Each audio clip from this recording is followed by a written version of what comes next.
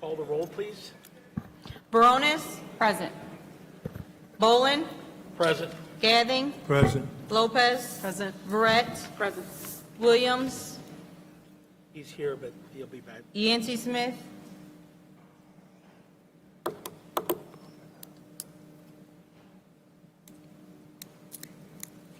Okay, we have 6 present. That's quorum. Would you join me in the Pledge of Allegiance, please?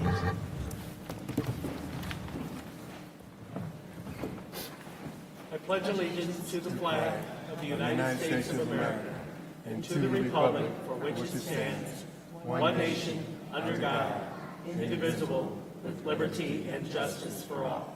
Thank you very much.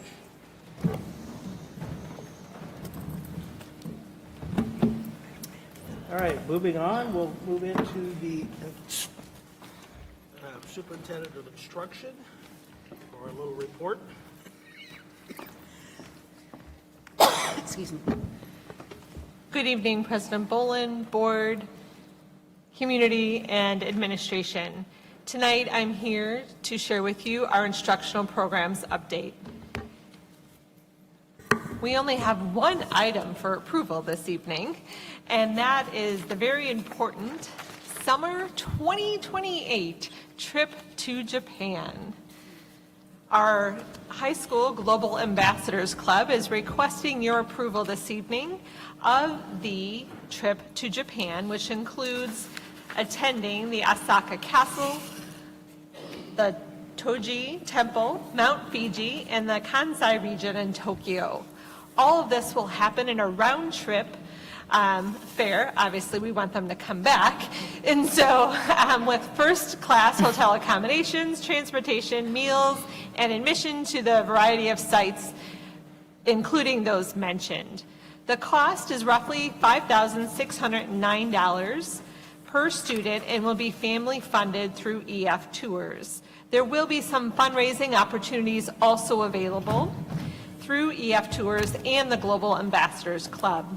We're estimating about 25 people, including students and chaperones, which may also include parents or other family members, and Miss Alexis Badamosi, sorry, I practiced, but Miss Badamosi would also be our trip sponsor.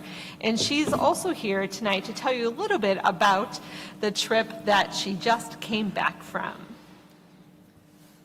Hi, Kankakee School Board and Superintendent Dr. Lance. My name is Alexis Badamosi.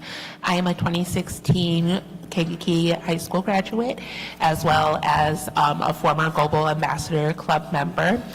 This club was founded in 2012 by Mr. Robert de Oliveira, and I had the opportunity to bring it back a few years ago. And this past summer, we had an amazing trip to 5 different countries, which we have a short video of. We were able to start in Rome, see the Colosseum, do a gladiator school where our students became gladiators, and it was such a wonderful experience to see the students grow, not just as travelers, but as young adults. I took 13 students and 12 adults on this trip. We started in Rome, like I said, and we traveled through Italy, the French Riviera, and we actually ended in Madrid. So this is a small video sorry, that Ryan Petrowski helped me with. Sorry. Thank you.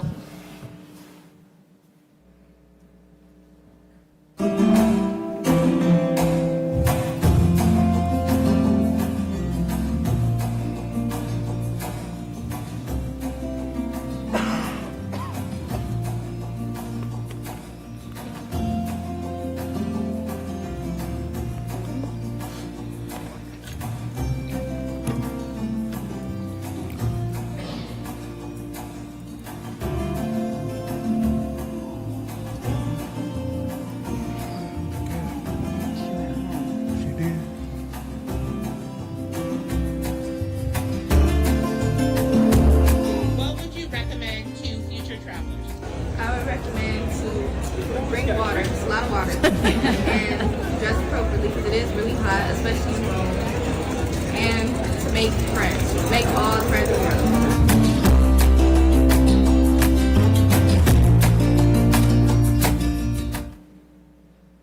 I do want to add that we were in Europe during one of the largest heat waves this summer. So when she said bring water, yes, we needed water and lots of water. And then I joked with my travelers, a little fun fact, that we brought the heat back because then when we came back, there was a huge heat wave in Chicago. So it was a lot of fun.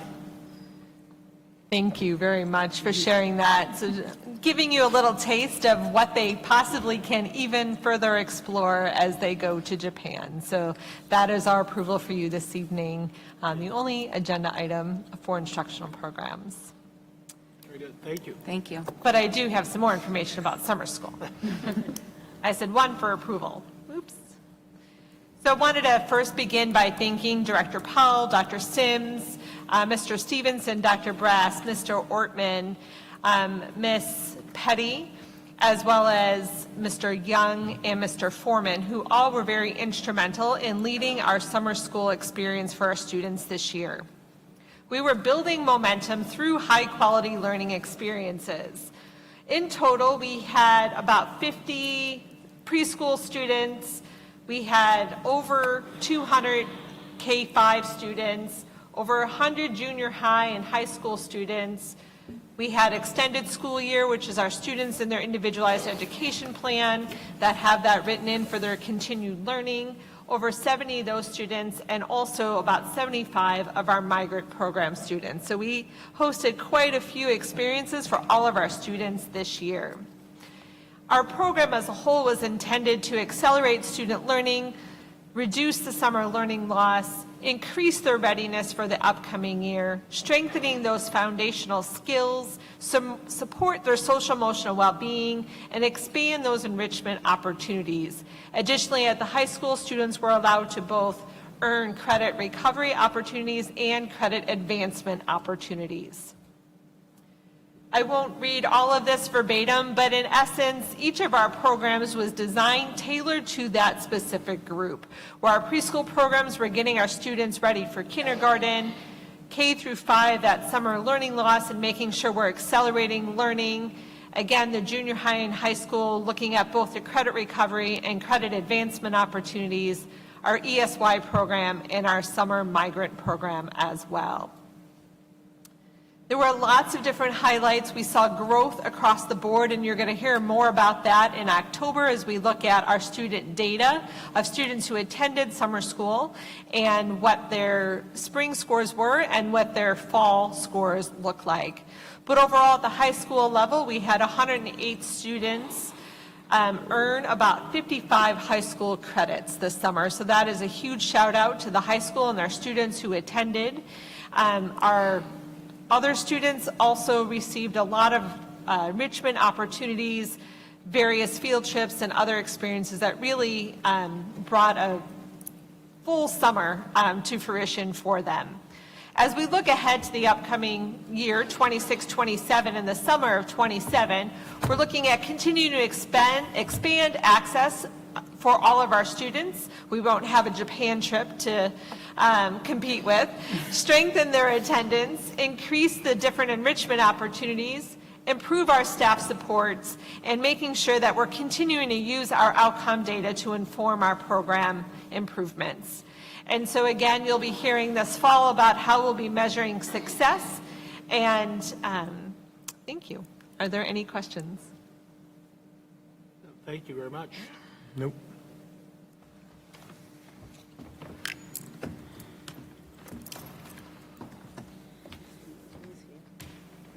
Moving on to finance.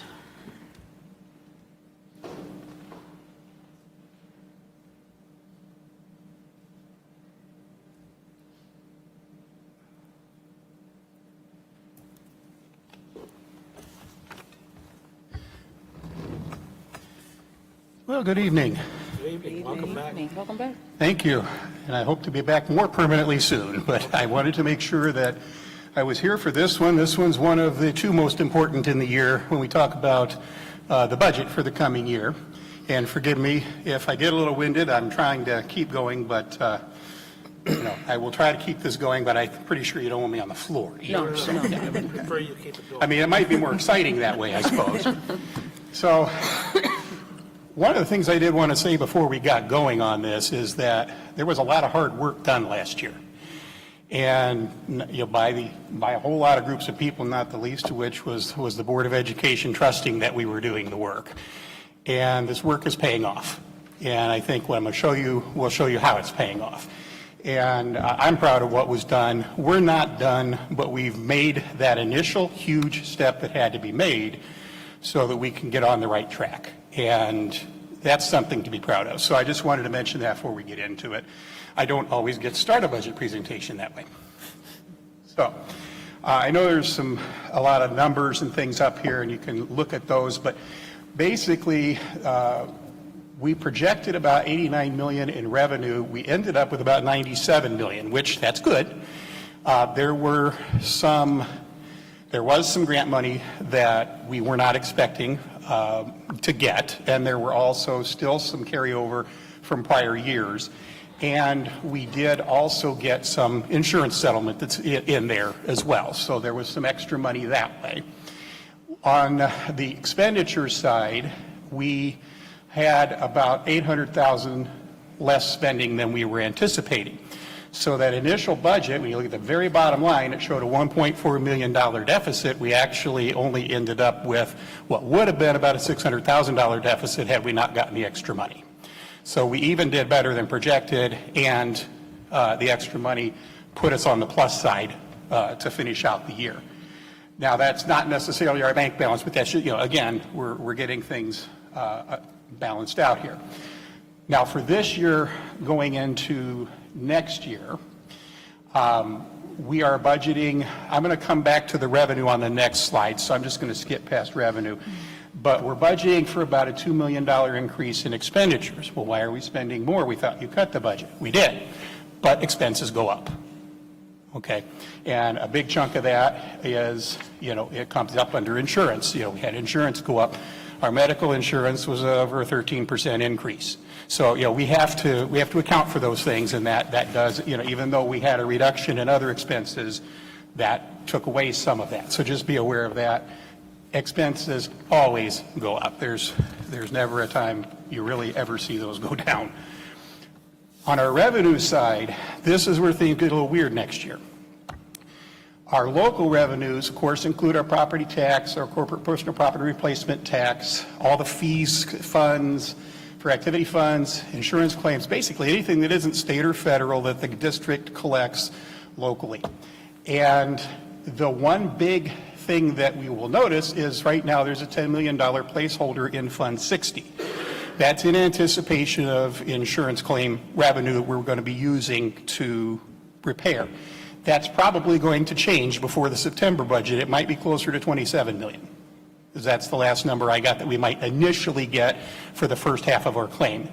Listen carefully, first half of the claim. The claim is huge. Okay. We were supposed to have this claim a few weeks after Memorial Day. But it just keeps getting bigger the more they go through. And so we will have everything. I'm supposed to get that first half fairly soon. So right now it's an estimate, but I will have a more firm number there. Outside of that, our state revenues, that's our evidence-based funding, state grants, and our mandated categoricals, transportation, special ed, early childhood. Those I've flatlined, so they will go up some. I expect corporate personal property replacement tax to go down a little. So once all that balances out, we'll update those. Federal grants, once again, I've only put in what we've been informed of. I do expect some increase in that. We've also applied for some additional grants, so we are continuing to work on that part. But I did want to explain the revenues a little bit because they're going to be a little different when you see them next time. Just for reference, about 51% of our revenue comes from state, about 37% from local, about 12% from federal. So we are largely a state-funded district, which has been really good the last few years. The state's made good on its funding promises. I go back far enough when the state hasn't always been able to do that, and unfortunately, the economy's kind of getting a little wonky here, so we have to be prepared for possibility that we might have to go a little longer between payments and things like that. There's not any warning signs yet, but I mean, cyclical. The economy's cyclical, and it's been there and it's been a long time. So just kind of be aware of that. On the expenditure side, I'm not going to get into all the numbers at the top. You can look at those later, but about 61% is personnel expenses. That's your salaries and benefits. There's about 13.7 for capital outlay and equipment. That's just the things we need. 10% in purchase services. I'm going to come back to that. 7.9 in supplies and 6.94 in other objects. Purchase service, I did want to make the comment, a purchase service is not necessarily a consultant. Okay, consultants are actually a very small part of purchase services. A purchase service, for example, includes $2 million for property casualty insurance. Okay, so just to give you an idea, that's any service the district purchases. So I don't want it misunderstood when you look at this that there's $10 million in consultants. That is not the case. The other objects also includes our debt. That's our debt payment. So that's why it's so large. It's not that we can't figure out how to categorize things. That's just where debt goes. So this is kind of the summary. So if you look at the estimated balance on July 1, you're sitting at about $20,822,000. If this budget holds true, we have about a $4 million surplus, and that means we end at about $24,878,000. Now, this gets into the reserve conversation that we've had before, so I don't have to really hit it. 90 days is kind of the minimum for the state to say you're doing okay. If this holds, we will be at 90 days at the end of FY27. Okay. Where we want to get is 180 days. And people say, well, why do you want $50 million in the bank? Well, again, sometimes if things don't fall according to plan, if you don't have the money in the bank, now you're borrowing to make it to your next paycheck. And we don't want to get to that. We also, as you have seen in the last couple of years, we've had some unforeseen things come up that have kind of drained our reserves, and we need to rebuild that. So that $49 million right now is that 180-day target, and that is where we can get that top financial rating, which gets us the best bond ratings if we do have to borrow for anything, and also lets the state know we're managing our funds judiciously. Okay, so just real quick, here's some historic revenue. It goes 22 to 26. You can see in the two, kind of in the middle, 23 and 24, there was a bump, and that was when money was being raised for construction projects and things. And you can see some modest growth over the next few years, about 2 to 2.5% over the next 5 years to kind of level that out. Now, of course, the insurance claims and some other things are going to upset that apple cart in the future, but just as far as projection goes, we're looking at about a 2 to 2.5% increase in revenues per year. Expenditure-wise, again, 22 to 26, we spent a lot more in 23, 24 construction. It came back down where we weren't doing the construction, we're just spending on our functions, and you can see that the spending just came back down. That's forecast to go up about 3% a year. So understand revenues 2.5, expenditures 3%. Doesn't take too much of a calculator to know that eventually those lines are going to cross the wrong way, and so that's why we have to keep an eye on things and try to control that. So as we go forward, when I said we're not done, we need to continue doing some things. We're going to continue scrutinizing our expenses, make sure we're spending on the things we need to, and I think we've done a great job this year. We're going to continue that. We're going to continue working on the most cost-effective staffing plan, and we really want to avoid reduction in force, so we're hopeful that if we do have to make any changes, we can do that as positions empty, as opposed to having to lay people off. We don't want to do that anymore. We didn't want to do it before, but we certainly don't want to do it anymore. We're going to continue looking for revenue opportunities. In fact, we've applied for a couple of good-sized grants, and we're going to continue doing that, particularly for facilities. We're going to have a comprehensive facility plan. Again, I think last year kind of taught us that, having to close a building in December. And also, the storm didn't help, but the storm also pointed out a lot of things that we weren't really aware were happening, and we need to correct. So we're going to have a comprehensive plan to address all of that, and a way to fund it. And so that's a big piece of it. We're going to have to complete our reorganization planning. We have another meeting of that committee tomorrow, and get that part finished. We're going to continue reviewing and bidding all contracts so we're getting the best price. We're going to continue growing our reserves, as we talked about, and we're going to continue working on streamlining our internal accounting and getting all of that together. A lot of work has been done on that. We've had this FY25 audit that took forever, but it took forever by design. They basically went back to 21 and started over.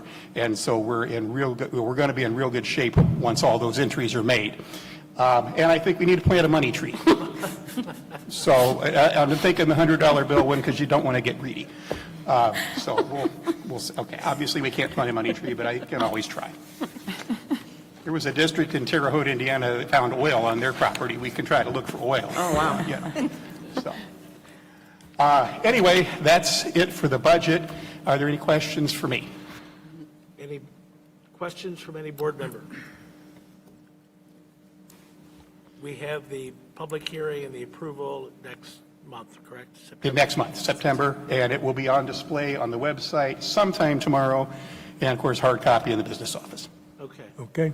And we don't have anything on the agenda tonight. all right, well done. Thank you. All right, thank you. Thank you very much. All right, we move on to people services.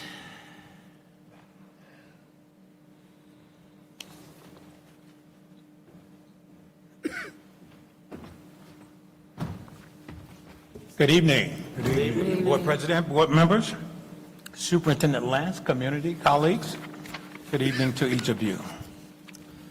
This evening, we have a quick agenda here, looking at our staffing updates, ongoing recruitment, calls from the RIF, and staff orientation. We would like to get started with taking a look at our staffing updates. As you can see, we have 274 teaching positions. That includes media services. As of today, we have 267 of those positions filled, 97% fill rate. Now, what is really interesting about this, and which is great, and you, board, you to be commended on this work for accepting the recommendation of our superintendent. Ladies and gentlemen, 3 years ago, only 60% of our teachers were certified. Today, 3 years later, 97% of our teachers are certified or in a program. 97%. That is something to be happy about. Because this is good for our students, it's good for Kankakee as a whole, it's good for economic development. All of our teachers will be certified. So that's a great, great work. Ongoing recruitment. We talked about the 267 teachers that, 274, but 267 have been filled. So that means we have 7 vacancies. Of those 7 vacancies, 5 of those vacancies are teaching positions. And I want you to know that every classroom will have an adult in each classroom for the opening of schools. And I would really like to say thank you to those 5 long-term substitute teachers. And that is Ms. Daphne Jackson. She will be handling a 4th grade at Kennedy. Ms. Tamika Talley West. She also will be handling a 4th grade position at Kennedy. Mr. John Jordan, a math position at Stride. Ms. Agostini, that's correct, science teacher at the high school, and Mr. Anthony Eldred, PE teacher at Keene. We would like to say a very special thank you to those individuals who have decided to step in to ensure that all scholars will have a teacher on the first day of school. One thing that Dr. Lance, one of her goals was to ensure that as many of our RIF employees return to employment. And that goal came to fruition, ladies and gentlemen. As you can see, all employees will be returning with the exception of 2, actually, late this evening, on that bus monitor. 1 more will be returning, so 7 out of 8. So we will return all of our RIFT employees at this time. So thanks to that work. And finally, today we got started with orientation or professional development. Everybody get professional development in this organization. Thanks to Dr. Harris, we will have our own classified staff orientation starting Friday all day. Every area, clerical, paraprofessionals, buildings and grounds, transportation, HR, payroll, technology, everybody. This is one of those Oprah, you get PD, you get PD, you get PD. Everybody in our organization will be professionally developed. Any questions? Any questions from the board? For clarification, the RIF positions that we have refilled are as a result of other people leaving our district, correct? That is absolutely correct. The number of positions we reduced, those are still reduced. That is correct. Thank you for that. Thank you. Anybody else? Thank you very much. Thank you all.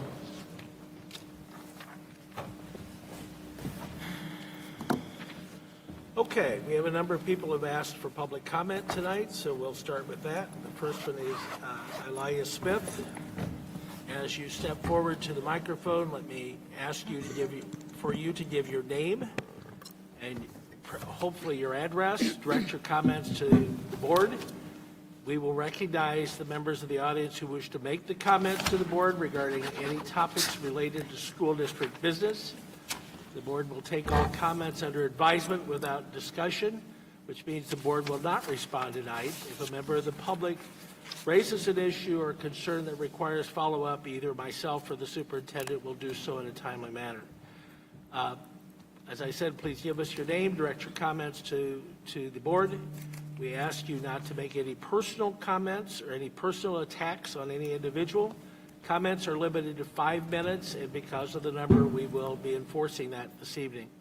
All individuals are to conduct themselves with respect and civility towards others. So, Ms. Smith, you're first.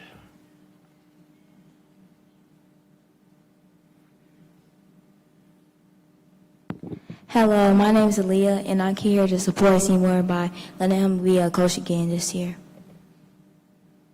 What did you say? I'm sorry, I didn't hear what you said. Hello, my name is Aaliyah, and I'm here to support Seymour by letting him give him another chance to be coaching again. Okay, thank you. Next is Bradley Bohannon.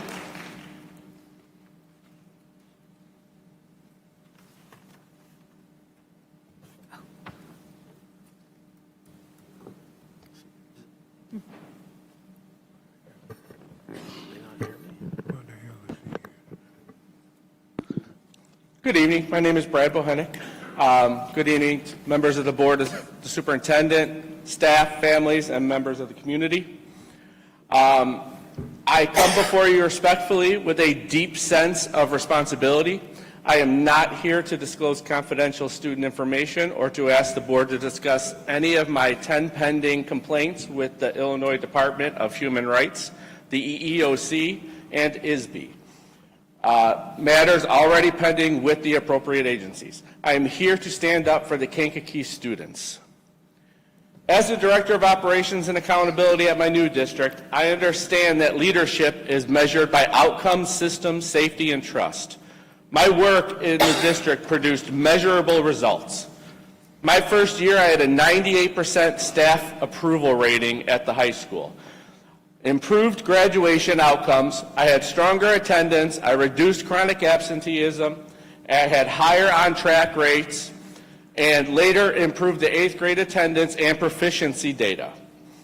I loved serving Kankakee. I drove more than an hour each way each day, and I was always one of the first to be at the school. Yet, the trust I built with the staff and students was treated as a threatening manner rather than something to be supported.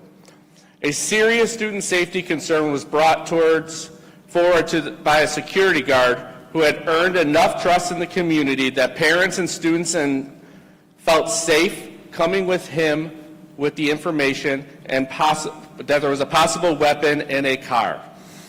I requested authorization to search that car, being an assistant principal at the high school, and that request was denied by the principal. Days later, a student was shot while inside the back seat of that car while leaving school property. I am not claiming to know whether the reported weapon and the weapon later involved in that shooting was the same. But in any accountability system, a credible safety concern requires timely follow-up, documentation, and action. I then requested a meeting with the superintendent to discuss both the handling of that safety concern and the 2 occasions when the principal directed profanity towards me in the hallway in front of students and staff. While raising these concerns, I was reassigned to serve as an assistant principal at the junior high. It seems when somebody brings up an issue, they get reassigned or lose their coaching job, like a recent security guard. He made a high school a safer place and will not be there. I received a letter from the HR director that I would be reassigned to a teacher position the next year.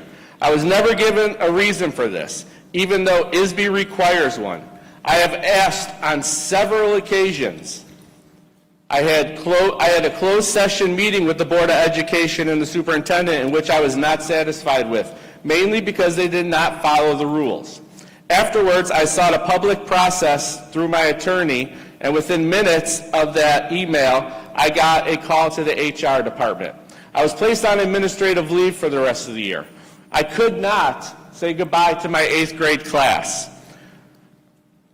I was then assigned weekly projects through the end of my contract, which was not the same things that you did to the other administrators that you sent home. I was the only one doing weekly projects.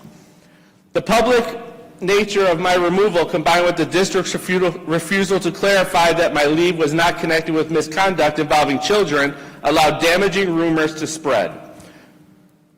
Silence filled space where truth should have been. People I do not know have talked to me and said they heard about my bad reputation in Kankakee. This is a real emotional and professional harm.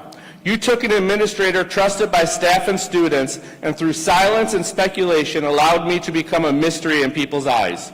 So today I am standing up for myself finally, to let everyone know the reason has never been given to me why I was reassigned.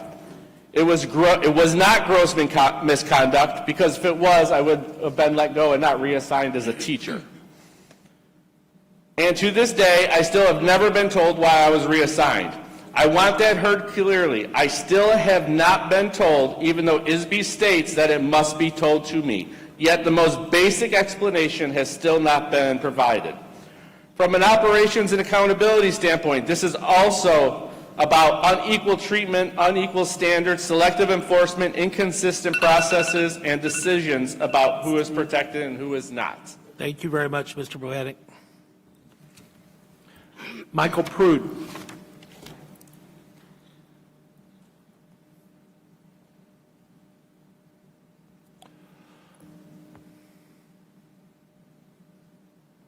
Hi, my name is Alderman Michael Prude. Ditto, Mr. Bohannon. I was there with you. You did a great job. I just want to say that right off the top. I'm here to speak on the fact that being an alderman, I do too have to do an economic statement of interest. I was late getting mine done, so that means I had to pay. And I paid faithfully what I owed. I didn't ask nobody to help me get it done, because if I felt if I had to ask the city council to help me, then I owed them. So I ain't want to owe nobody anything. I think that if this board would pay that fine for that board member, I feel at that point, if she hasn't already did a favor, she will owe the board a favor. And I think that that's not good at all. I think we all make mistakes. We all have done things wrong, but we have to take accountability for our mistakes, all right? Mistakes was made for that young man that tripped that police officer, he had to be accountable for that mistake. All right? But on the other end, how much do we have to pay? And who do we say that we're going to hurt or damage because of the mistakes that they made? All right? Our own superintendent signed a contract to live here in this city, but you guys took that away. That wasn't a mistake. It was straight up said that, hey, you're supposed to live here. Y'all took that away. The AD took on the job, but now you want to take away the stipend because of the simple fact you didn't tell him that when he took the job. That was a mistake. All right? A young man stole $2,000. He got rid of, fired, but the person left the money out. What happened to that person? That was a mistake. So in other words, we all make some mistakes. But who pays for what mistake? What right do we have to choose who get payment, who get let go, and who gets to stay? Again, I made a mistake. I took responsibility. I paid for it. I think if this board pays that fine, we set a precedent that we shouldn't have. Thank you. Thank you. Other approved. Kenitra Bender.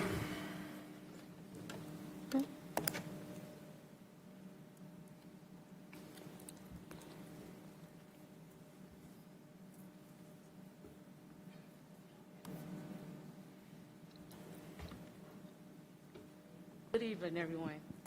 I came to speak on behalf of Coach Seaborn.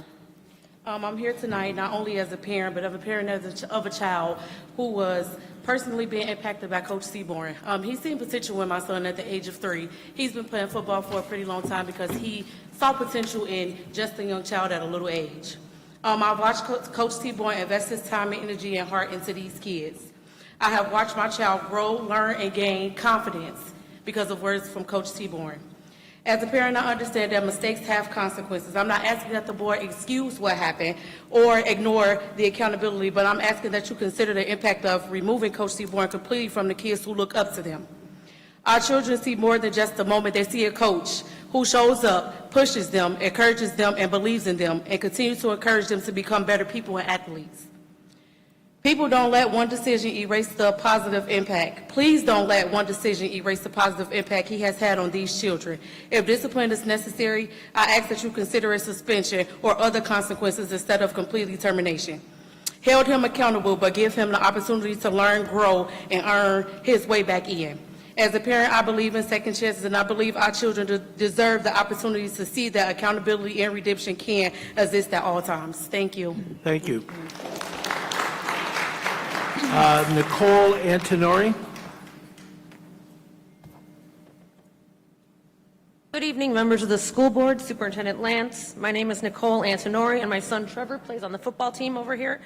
I'm standing here tonight to advocate for Coach Seaborn. He has dedicated years of service to this football program and to our children. Coach Seaborn is a caring, devoted educator whose primary goal is always to protect and nurture these kids. He constantly nurtures the boys' love of football while stressing the vital importance of teamwork and always being there for your teammates. He's consistently there for the boys when they need him most. When a player lacks transportation, Coach is the one driving them to and from practice so they don't miss out.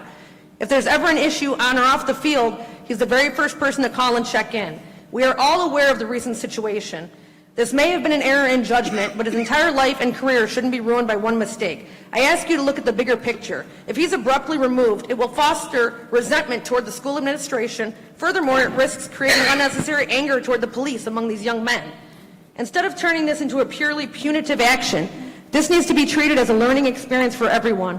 We should use this moment to work with the police department. Could we possibly bring them in, speak to the boys, have a meeting, show them that they're here to protect us and keep the community safe? Looking at our district's statistics, a real priority should be in the classroom. Right now in Kankakee School District 111, only 11% of students are testing at or above proficiency for reading or language arts, and a mere 10% are proficient in math. With academic stats at this level, this board should be focusing all of its energy on improving grades and test scores, not on forcing out the good, dedicated people we already have acting as mentors for our kids. The presence of a consistent mentor like Coach Seaborn is vital for maintaining a stable environment for this team. Retaining his leadership allows players to learn about accountability and resilience through a familiar and supportive figure. Please support this program by keeping this dedicated professional on the field where his guidance is the most impactful. Thank you for your time. Thank you very much, Ms. Antonori. Next is Chris, and I believe it's Legree. Loki, I'm sorry. Problem. I didn't. No misread worries. it. I apologize. I thank you for your time, Board. I thank you for your time, the community. I would like to speak on behalf of Mr. Coach Seaborn. He has been an outstanding gentleman to me and to the community. He has been a pillar to the community for many years and doing this voluntarily. As a union member and working hard as a middle-class worker, it is very hard to find any time to do any sort of volunteering. So a man to dedicate his time to people that are not affiliated to, is not his family, that is outstanding. He has made many of detailed and wonderful connections with these boys that have now turned to men, that have now moved on to professional collegiate sports and greater things. It'd be a shame that we make this man a public spectacle for no reason. If we look back at the particular footage, it seems to me that the outside party of the inflicting pursuer was a little aggressive to a child and to the community.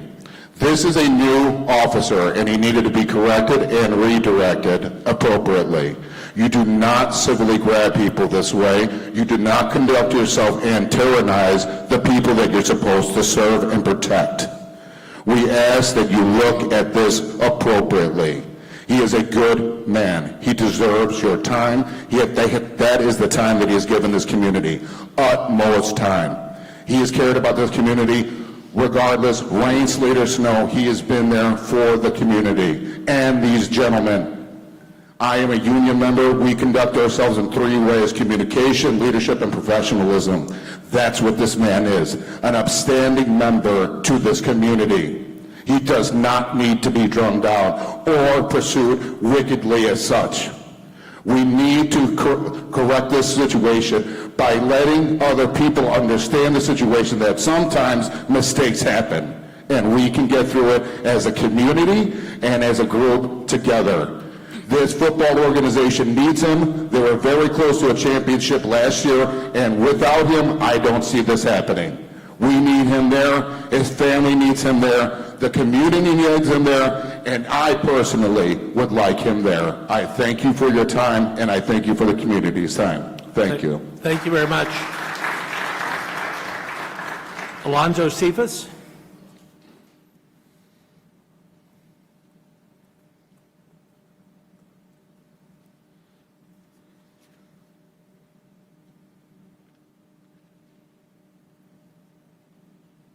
Good afternoon, Good evening. Board of Education, Dr. Lance, everyone. I'm speaking on behalf of Mr. Billings. I've worked with him in youth programs, the Kankakee Colts, the Kankakee Elite, and I think he's an outstanding guy. I think he gets the job done. You know, they took over the Kankakee Elite football and cheerleading program here in Kankakee. They started a good thing, but they have to keep going, and it's tough. It's tough. Mr. Gather, from past experience that being in youth sports here in Kankakee is really tough. It's tough. You don't always get the support. You don't always get the money, the finances, things of that nature, but it's worth it. Getting these kids and giving them things to do, it's a blessing. And he has been on the front of all this, all the youth sports. It's a blessing. And security. When I go to games, I go to all the games away. It's good to have somebody that'll take charge in a given situation. We was up in Bloom and a fight broke out. I'm seeing Seaborn head on. Not every security guy runs out there and checks people, but he did. He had on his security stuff, and not everybody. Some people out there grabbing kids and grabbing people, they had no security. Mr. Billings had his uniform on. He was head over heels trying to help his take care of those students and keeping them safe. And those are the kind of people you want, man. When you are away, or you at a away game, or even at home, you want somebody who's going to step up and battle for you. You know, you don't want to get out there and get trampled or even killed. So security is an important ordeal. When somebody come up in that school with that bling bling, or as we say, somebody better be ready to take heed. And if we fire all the staff, man, it's tough. Something to think about. Thank you. Thank you very much, Mr. Cephas. Next is, and I'm going to have... Jariah. What? Jariah Fernanda. Jariah Fernandez Royce. Yes.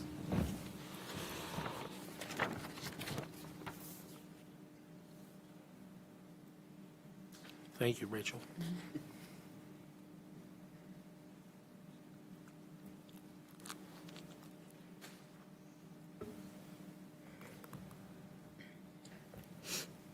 Good evening, everyone. My name is Jariah Dodson.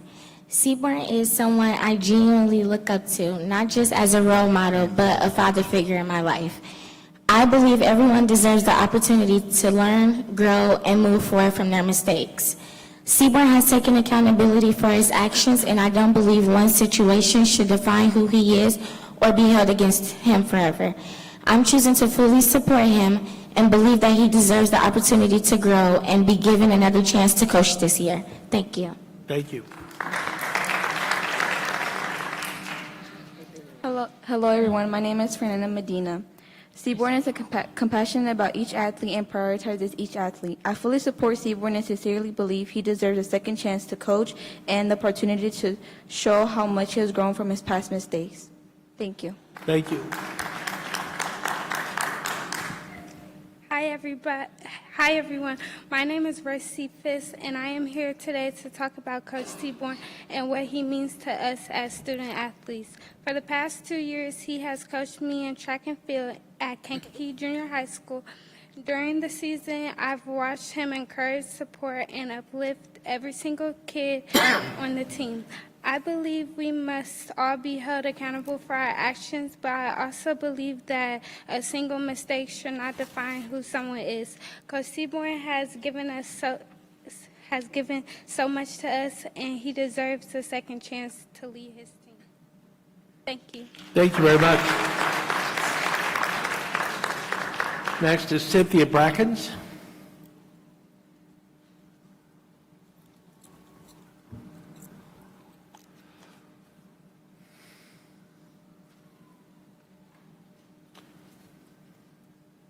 Good afternoon. I'm addressing the Board of Education, Dr. Lance, Superintendent, and the audience out here. I'm in support of Mr. Seaborn Billings. The thing that I can say about Seaborn Billings is he's a man that really cares for these kids out here in our community. He goes above and beyond to make sure that these kids have what they need. Most people out here really cares about their kids and the well-being of their kids, but this is one man that I know, he'll put his kids aside to make sure that these other children have what they need. Prime example, when we started the elite football and cheer season, some of the kids wasn't able to buy like cleats or buy uniforms of that sort. So Seaborn took it up on himself. He had over 200 pair of gym shoes. Now everybody know how people love their gym shoes. Some of those shoes were worth thousands of dollars. He had been collecting shoes over a period of time. That man went and sold every last pair of his shoes to buy uniforms to make sure that those elite cheerleaders and football players had uniforms to start their first day of the season. If it wasn't for Mr. Billings, those kids would have went out there looking any type of way or anything. So I know that this man has a heart for just not his kids or his family. You know, the community looks up to Mr. Billings. Mr. Billings spent countless hours and days making sure that these kids are okay. A lot of these kids won't even listen to their own parents. But if they call on Mr. Billings, he'll give them a word of encouragement. He'll let them know, like, y'all got to keep going. Y'all got to, keep doing what you're doing. I want to see you make it. So I know, mistakes happen. We all make mistakes. Some of them get caught and some of them don't. But like everyone says, one mistake shouldn't define the person that you really are. It's just a life-learned lesson. We all have to learn from our mistakes. If we don't make mistakes, then we will never learn. So I'm here today to ask you all, would y'all find it in your heart to give Mr. Billings another chance? Things happen, but we can grow from this and we can move on, and I'm sure these kids will be well off. These kids will be so much happier. Taking Mr. Billings away from these kids, some of them might go out in the streets, some of them might end up, we just don't know. But by Mr. Billings being in place, you can call on him any time of night. He at home with his family, you can call on him. He'll answer his phone. Anything that you need, if he have it, that man will give you the shirt off of his back. And in closing, I just want to know who all here that's in support of Mr. Billings. Could you stand up, please?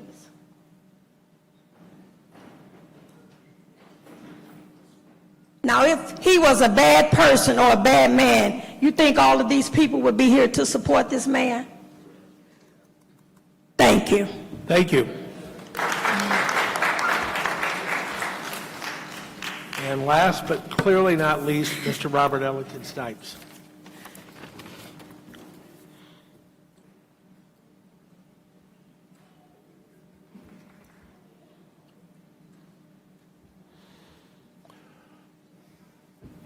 After all those accolades, I wanted to say my name is Mr. Seaborn Billings, but it's not. Good evening, Board of Education and Superintendent. Let me preface this by saying I want to start the school year off right, but I want to end some concerns from union members and then one individual that came through the AAIA, which is the African American Improvement Association, that it looks like a common thread is happening under the word called, the 14th Amendment called due process. So as I sat there, I said, they got 5 minutes, and I'm going to try to get this done in 4 minutes and 59 seconds.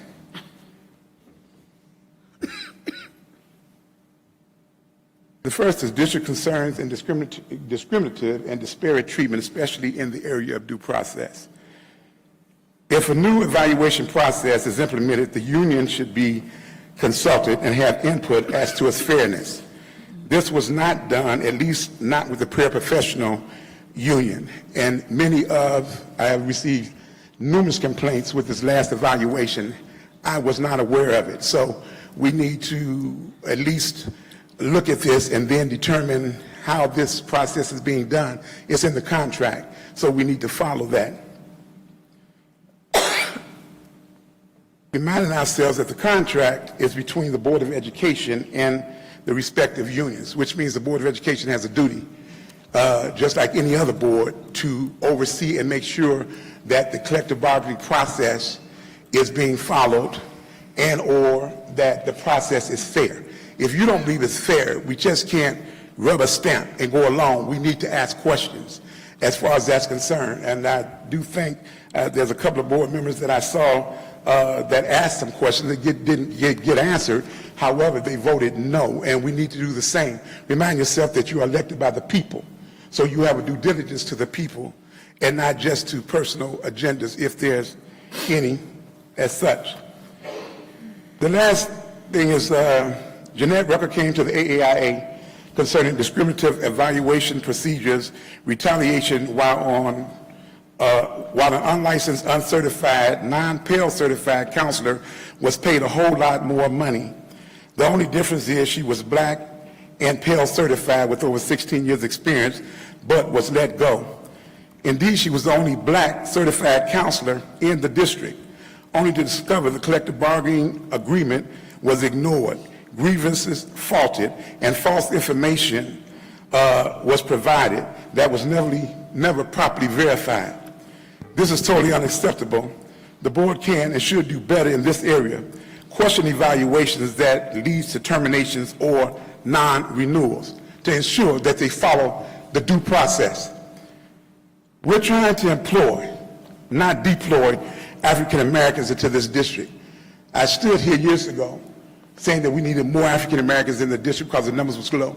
This board took an effort, along with the previous board, to ensure that those numbers was on the rise.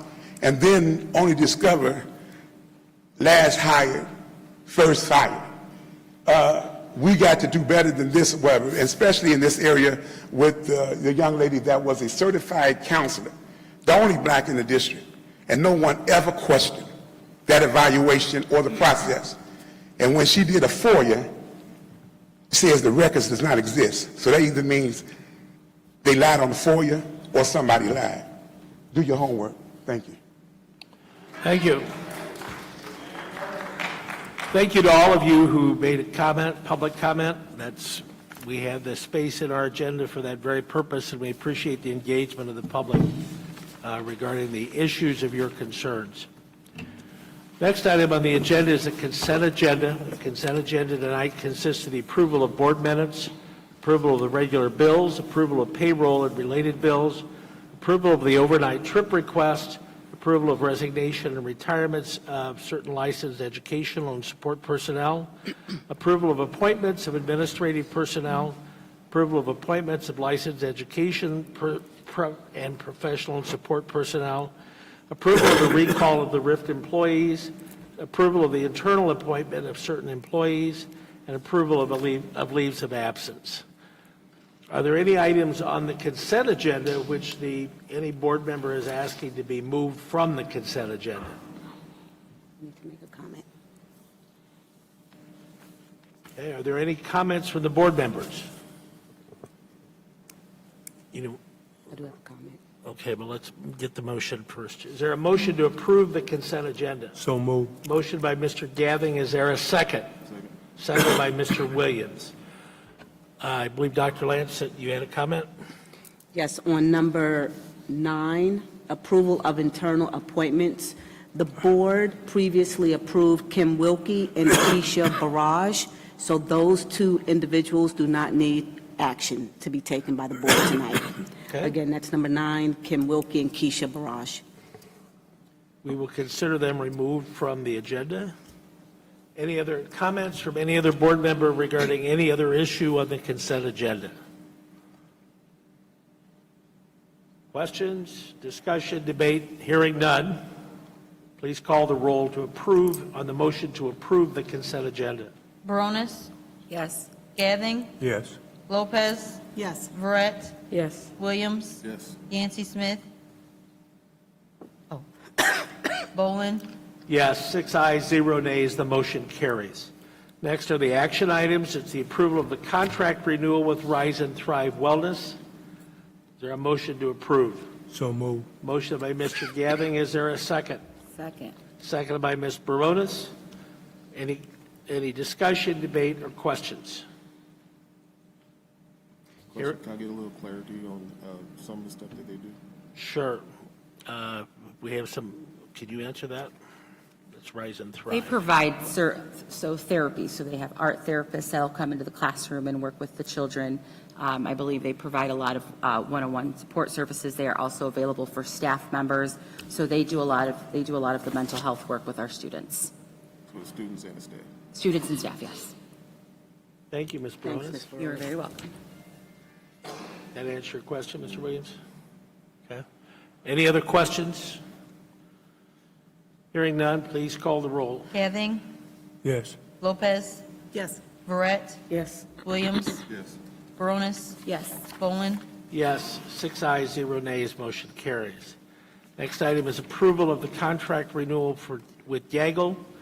Yaggle is the group that helps us review social media for the purposes of determining if a student is has issues that need to have attention, including discussion of suicide and other such issues. So move. Motion by Mr. Gathing. Is there a second? Second by Mr. Williams. Any other questions, discussion, or debate? Hearing none, call the roll. Lopez. Yes. Barrett. Yes. Williams. Yes. Baronis. Yes. Gathing. Yes. Bolin. Yes. 6 ayes, 0 nays, motion carries. Next, the last consent item is the approval to pay the fine relating to a tardy economic interest statement of a board member. Is there a motion to approve? So move. Mr. Gathing makes the motion. Is there a second? Second. Ms. Baronis seconds the motion. Any discussion, questions, or debate? Hearing none, call the roll. Barrett. No. Williams. Yes. Baronis. Yes. Gathing. Yes. Lopez. No. Bolin. Yes. 4 ayes, 2 nays, motion carries. That completes the agenda items for which we have to take action. The next, as we all know, the convocation for the staff is this Thursday at 8 a.m. First day of school is Monday the 17th. The next Board of Education meeting will be August 24th, and there's a board retreat on August 22nd. Are there any other items or questions for the good of the order from any members of the board?